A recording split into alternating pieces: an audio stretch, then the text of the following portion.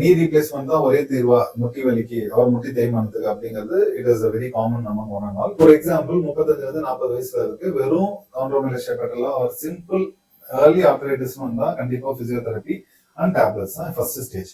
ரெண்டாவது ஸ்டேஜ் போகும்போது அந்த ஜாயிண்ட் லைன் ஆல்டர் ஆகி வேரஸ்ன்னு சொல்லுவோம், உள்பக்கமான இடம் மட்டும் தேய்மானம் நடக்குது அப்படின்னா அந்த இடத்துல இருக்கிற வெயிட் பேரிங் ஜோனை வந்து நம்ம ஷிஃப்ட் பண்ணணும். அதுக்கு சில ஸ்பெஷல் நீ பிரேசஸ் இருக்கு, பெல்ட் மாதிரி. அந்த முட்டியில நம்ம போட்டாலே பாடியோட வெயிட்டை ஷிஃப்ட் பண்ணி கொடுக்கும்.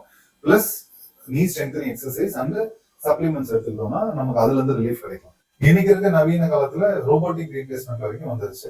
அது வந்து ஒரு டூல் உங்களோட ப்ரெசிஷன் அண்ட் அக்யூரசியை வந்து இன்னும் இன்க்ரீஸ் பண்ணிட்டு ஒரு மேனுவலா வரக்கூடிய ஒரு சின்ன எரர்ஸை கூட சாஃப்ட்வேர் மூலியமா கரெக்ட் பண்ணி ஒரு சர்ஜன் சர்ஜரி பண்ணும்போது அதை எயிட் பண்ணி கொடுக்குமே தவிர ரோபோட் வந்து சர்ஜரி பண்ணாது. ஆப்வியஸ்லி இதுல நிறைய காஸ்ட் இன்வால்வா இருக்கிறதுனால நாங்க எங்க சென்டர்ல பண்ற ஜாயிண்ட் ரீப்ளேஸ்மெண்ட் பேஷன்ஸ் 2வது நாளே வீட்டுக்கு டிஸ்சார்ஜ் ஆகி, முதல் நாளே பண்ணி 2வது நாளே நடக்க வச்சு 3வது நாளே வீட்டுக்கு டிஸ்சார்ஜ் ஆகி போறாங்க. ஆப்வியஸ்லி அவங்களே அவங்களோட பர்சனல் ஹைஜீன், பாத்ரூம் டாய்லெட் போறது, செல்ஃப் மொபிலிட்டி எல்லாமே அச்சீவ் பண்ணிட்டு தான் இங்க இருந்து போறாங்க. ஸோ இன்னைக்கு டேட்ல knee replacement has been so advance, like second day third day patient வீட்டுக்கு போற அளவுக்கு அது ஒரு சிம்பிள் ப்ரொசீஜரா மாறிடுச்சு.